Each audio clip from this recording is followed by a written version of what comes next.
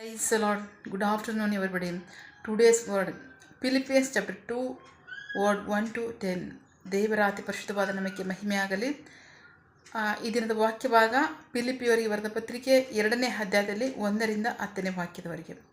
ಕ್ರಿಸ್ತನಲ್ಲಿ ಆದರಣೆ, ಪ್ರೀತಿಯ ಸಂತೈಸುವಿಕೆ, ಆತ್ಮನ ಅನನ್ಯತೆ, ಕನಿಕರದ ವಾತ್ಸಲ್ಯಗಳು ಇರುವುದಾದರೆ ಒಂದೇ ಮನಸ್ಸು, ಒಂದೇ ಪ್ರೀತಿ ಹಾಗೂ ಒಂದೇ ಗುರಿಯುಳ್ಳವರಾಗಿ, ಅನನ್ಯ ಭಾವವುಳ್ಳವರಾಗಿ ನನ್ನ ಸಂತೋಷವನ್ನು ಪರಿಪೂರ್ಣಗೊಳಿಸಿರಿ. ಸ್ವಾರ್ಥ ಉದ್ದೇಶದಿಂದಾಗಲಿ ಒಣಹಿಮ್ಮೆಯಿಂದಾಗಲಿ ಯಾವುದನ್ನು ಮಾಡದೆ ಪ್ರತಿಯೊಬ್ಬನು ದೀನತ್ವದಿಂದ ಮತ್ತೊಬ್ಬನನ್ನು ತನಗಿಂತ ಶ್ರೇಷ್ಠನೆಂದು ಎಣಿಸಲಿ. ಪ್ರತಿಯೊಬ್ಬನೂ ಸ್ವಹಿತವನ್ನೇ ನೋಡದೆ ಪರಹಿತವನ್ನು ಸಹ ನೋಡಲಿ.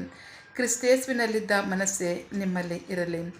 ಆತನು ದೇವ ಸ್ವರೂಪನಾಗಿದ್ದರೂ ದೇವರಿಗೆ ಸಮಾನವಾಗಿರುವುದನ್ನು ಬಿಡಲೊಲ್ಲನೆಂದು ಎಣಿಸದೆ ತನ್ನನ್ನು ಬರಿದು ಮಾಡಿಕೊಂಡು ಸೇವಕನ ರೂಪವನ್ನು ಧರಿಸಿಕೊಂಡು ಮನುಷ್ಯರಿಗೆ ಸದೃಶನಾದನು. ಹೀಗೆ ಆತನು ಆಕಾರದಲ್ಲಿ ಮನುಷ್ಯನಾಗಿ ಕಾಣಿಸಿಕೊಂಡಾಗ ತನ್ನನ್ನು ತಗ್ಗಿಸಿಕೊಂಡು ಮರಣವನ್ನು, ಎಂದರೆ ಶಿಲುಬೆಯ ಮರಣವನ್ನು ಹೊಂದುವಷ್ಟು ವಿಧೇಯನಾದನು. ಈ ಕಾರಣದಿಂದಲೇ ದೇವರು ಆತನನ್ನು ಅತ್ಯುನ್ನತ ಸ್ಥಾನಕ್ಕೆ ಏರಿಸಿ ಎಲ್ಲ ಹೆಸರುಗಳಿಗಿಂತ ಉನ್ನತವಾದ ಹೆಸರನ್ನು ಆತನಿಗೆ ದಯಪಾಲಿಸಿದ್ದಾನೆ. ಆದ್ದರಿಂದ ಪರಲೋಕ, ಭೂಲೋಕ, ಭೂಮಿಯ ಕೆಳಗಿರುವವರೆಲ್ಲರೂ ಯೇಸುವಿನ ಹೆಸರಿನಲ್ಲಿ ಮೊಣಕಾಲೂರಿ ಮಣಿದು ತಂದೆಯಾದ ದೇವರ ಮಹಿಮೆಗಾಗಿ ಯೇಸು ಕ್ರಿಸ್ತನು ಕರ್ತನೆ ಎಂಬುದಾಗಿ ಪ್ರತಿಯೊಂದು ನಾಲಿಗೆಯು ಅರಕೆ ಮಾಡುವುದು. ದೇವರಿಗೆ ಸ್ತೋತ್ರ. ವಾಕ್ಯಭಾಗ ನೋಡ್ತಾ ಇದ್ದೀವಿ. ಪ್ರೀತಿಯ ಮಕ್ಕಳೇ, ತಗ್ಗಿಸಿಕೊಳ್ಳುವಿಕೆ, ಕ್ರಿಸ್ತನಲ್ಲಿರ್ತಕ್ಕಂಥ ತಗ್ಗಿಸಿಕೊಳ್ಳುವಿಕೆ, ದೀನತೆಯೇ ನಿಮ್ಮಲ್ಲಿರಲಿ.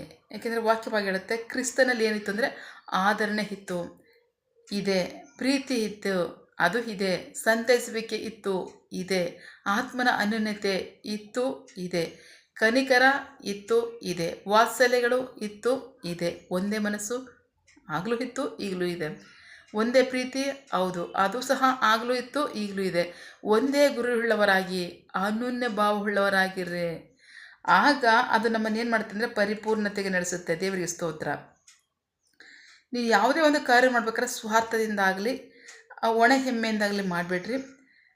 ಪ್ರತಿಯೊಬ್ಬರು ಸಹ ದೀನತೆಯಿಂದ ಮತ್ತೊಬ್ಬರನ್ನು ನಮಗಿಂತ ಶ್ರೇಷ್ಠರಿಂದ ಎಣಿಸಿ ನಿಮ್ಮ ಆ ಕಾರ್ಯವನ್ನು ಮಾಡಿರಿ. ಹಾಗಾಗಿ ಕ್ರಿಸ್ತನಿರ್ತಕ್ಕಂಥ ದೀನ ಮನಸ್ಸೇ ನಿಮ್ಮಲ್ಲಿರಲಿ ಅಂತ ವಾಕ್ಯ ಭಾಗದಲ್ಲಿ ನಾವು ನೋಡ್ತಾ ಇದ್ದೀವಿ. ದೇವರಿಗೆ ಸ್ತೋತ್ರ.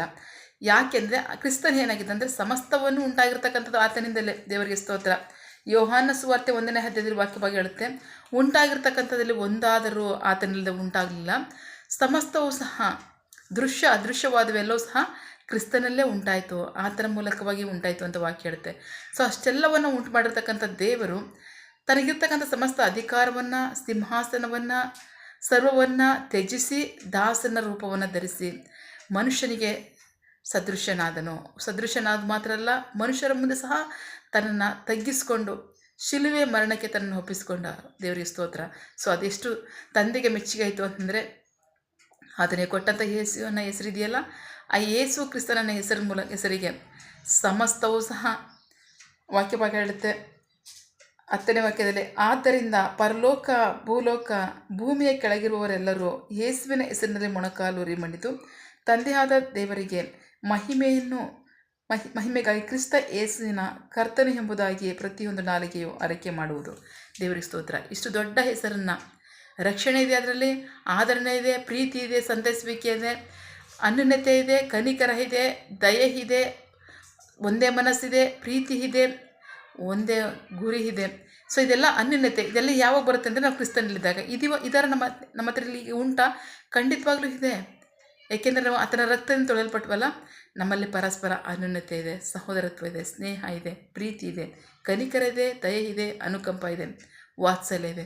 ಕಾರಣ ಯೇಸು ಕ್ರಿಸ್ತನ ರಕ್ತದಿಂದ ನಾವು ತೊಳೆಯಲ್ಪಟ್ಟದ್ರಿಂದ. ದೇವರಿಗೆ ಸ್ತೋತ್ರ. ಸೊ ಅದು ಯಾಕೆಂದರೆ ಯೇಸು ಕ್ರಿಸ್ತರು ತಮ್ಮನ್ನು ತಾವು ತಗ್ಗಿಸ್ಕೊಳ್ಳೋದಕ್ಕೋಸ್ಕರವಾಗಿ ತಂದೆ ಅವ್ರನ್ನ ಆ ಮಟ್ಟಕ್ಕೆ ಆಶೀರ್ವದಿಸಿರು ಅಂತ ವಾಕ್ಯ ಹೇಳುತ್ತೆ.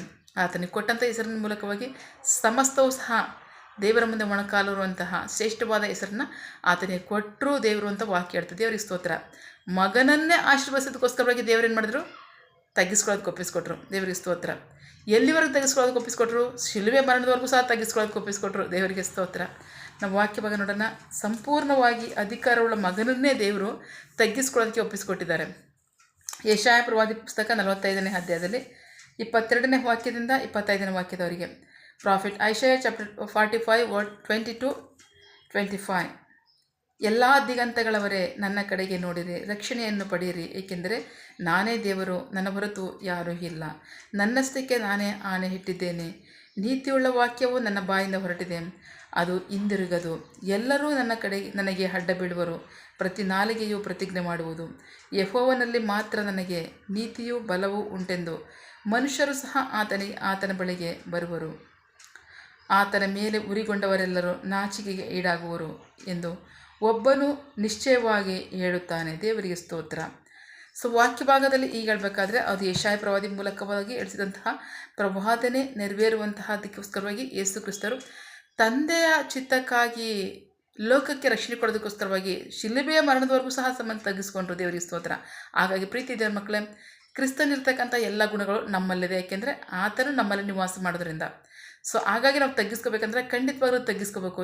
ಯಾತಕ್ಕೋಸ್ಕರ ಅಂದರೆ ದೇವರಿಗೆ ನಾವು ಮೆಚ್ಚುಗೆ ಜೀವಿಸಬೇಕು. ಕ್ರಿಸ್ತನು ನಮ್ಮಲ್ಲಿ ಜೀವಿಸಿ ನಮ್ಮಲ್ಲಿ ತನ್ನನ್ನು ಪ್ರತಿಬಿಂಬಿಸ್ಕೋಬೇಕು. ಅಷ್ಟು ಮಾತ್ರ ಅಲ್ಲ, ನಾವು ಮೇಲಾದ ಆಶೀರ್ವಾದಗಳನ್ನ ಹೊಂದ್ಕೊಳ್ಳೋದಕ್ಕೋಸ್ಕರವಾಗಿ ನಮ್ಮನ್ನು ನಾವು ತೆಗೆಸ್ಕೊಳ್ಳಬೇಕು. ದೇವರಿಗೆ ಸ್ತೋತ್ರ. ದೇವರು ಯಾರನ್ನೂ ಸಹ ಕೀಳು ಮಾಡಲ್ಲ, ಯಾರನ್ನೂ ಸಹ ಕನಿಷ್ಠ ಮಾಡಲ್ಲ, ಯಾರನ್ನೂ ಸಹ ಅವರು ಏನು ಇಲ್ಲದವರಾಗಿ ಮಾಡೋಕ್ಕೆ ಬಿಡಲ್ಲ. ಎಲ್ಲರಿಗೂ ಸಹ ದೇವರು ನಮ್ಮ ನಿರೀಕ್ಷೆಗೆ ಮೇಲೆ ತಗೊಂಡೋಗೋದು ಯಾವಾಗ ನಾವು ಆತನ ಚಿತ್ತದಂತೆ ನಡೆದಾಗ. ದೇವರಿಗೆ ಸ್ತೋತ್ರ. ಸೊ ಹಾಗಾಗಿ ವಾಕ್ಯದ ಪ್ರಕಾರವಾಗಿ ನಮ್ಮನ್ನು ನಾವು ತಗ್ಗಿಸ್ಕೊಳ್ಳೋಣ, ವಾಕ್ಯದಂತೆ ನಡೆಯೋಣ, ವಾಕ್ಯದ ಆಶೀರ್ವಾದಗಳನ್ನು ಸ್ವಂತ ಮಾಡ್ಕೊಳ್ಳೋಣ. ದೇವರಿಗೆ ಮಹಿಮೆ ಆಗಲಿ, ನಮಗೆ ಆಶೀರ್ವಾದವಾಗಲಿ. ಆಮೇನ್. ಪ್ರಾರ್ಥನೆ ಕೇಳಿದ ಪ್ರೀತಿಗಾಗಿ ನಿಮಗೆ ಸ್ತೋತ್ರ. ನಿನ್ನ ಜನರು ಕೈ ಮಾಡ್ತಕ್ಕಂಥ ಕೆಲಸವನ್ನು ಆಶೀರ್ವದಿಸು, ಅವರ ಅವಶ್ಯಕತೆಗಳನ್ನ ಅಗತ್ಯಗಳನ್ನು ಪೂರೈಸು, ಕೊರತೆಗಳನ್ನ ನೀಗಿಸು. ಯಾವ ಕಾರ್ಯದಲ್ಲಿ ಅವರು ನಿರೀಕ್ಷೆ ಒಳಗಾಗಿದ್ದಾರೆ ಆ ಕಾರ್ಯದಲ್ಲಿ ತಕ್ಕ ಸಮಯದಲ್ಲಿ ನಿಮ್ಮ ಚಿತ್ತಾಸರಿಗೆ ಅದನ್ನು ಹೊಂದ್ಕೊಳ್ಳಿ. ನೀವು ಹಾಗೆ ಮಾಡೋ ಪ್ರೀತಿಗಾಗಿ ನಂಬಿಗಸ್ತಿಗೆ ನಿಮಗೆ ಸ್ತೋತ್ರ. ನಮ್ಮ ಪ್ರಾರ್ಥನೆ ನೀವು ಕೇಳಿದ್ದೀರಾ, ಅದರಂತೆ ನಡೆಸ್ತಿರೋದಕ್ಕಾಗಿ ಸ್ತೋತ್ರ. ನಮ್ಮ ಪ್ರಾರ್ಥನೆಯನ್ನು ನಮ್ಮ ರಕ್ಷಕನಾಂತ ಯೇಸು ಕ್ರಿಸ್ತರ ಅತಿ ಪರಿಶುದ್ಧವಾದ ನಮ್ಮದಲ್ಲಿ ಪ್ರಾರ್ಥಿಸಿ ನಿಮ್ಮ ಪಾದಗಳು ಸಲ್ಲಿಸಿ ನಾವು ಬೇಡುವಂತಿದ್ದೇವೆ ನಮ್ಮ ಜೀವಗಳ ತಂದೆ. Amen. God bless you all. ದೇವರು ತಾನೇ ವಾಕ್ಯಗಳ ಮೂಲಕವಾಗಿ ನಮ್ಮ ಸಂಗಡ ಮಾತನಾಡಿದ್ದಾರೆ, ನಮ್ಮನ್ನು ಆಶೀರ್ವದಿಸಿದ್ದಾರೆ. ಆಮೇನ್. All the best.